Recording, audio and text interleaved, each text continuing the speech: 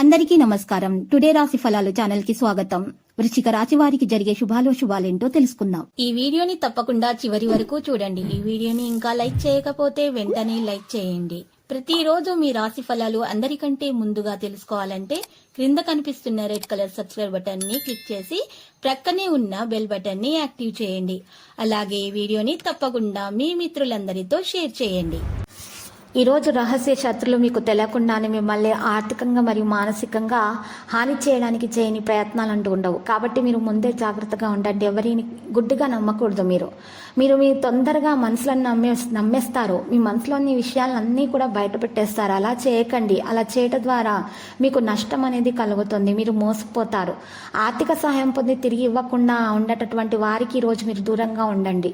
పిల్లలు తమ విజయాలతోటి మిమ్మల్ని గర్వపడేలాగా తలెత్తుకునేలాగా చేస్తారు. ఈరోజు మీ ప్రేమైక జీవితం కొంతవరకు వివాదాలకు గురవుతుంది.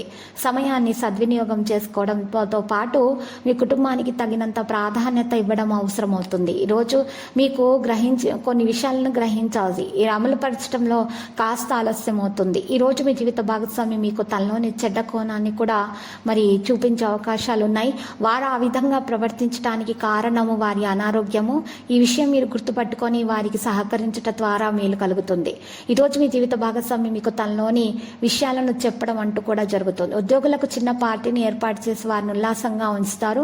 మీ పూజా గదిలో లేదా బలిపీఠంలో మీ కుటుంబ దేవత యొక్క ఒక రాగి విగ్రహం ఉంచడం ద్వారా మీకు ప్రేమలో ఉన్నటువంటి ఆటంకాలు తొలగించబడతాయి. విద్యార్థులకు చదువులో ఉన్నటువంటి ఆటంకాలు తొలగించబడతాయి.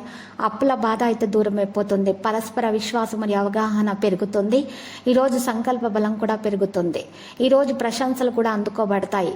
ఉద్వేగభరితమైనటువంటి నిర్ణయం తీసుకునే సమయంలో మీరు సంయమనాన్ని పాటించాల్సిన అవసరం చాలా ఉంది. ఈరోజు కొంతమందికి ఆటంకాలు కూడా వస్తాయి.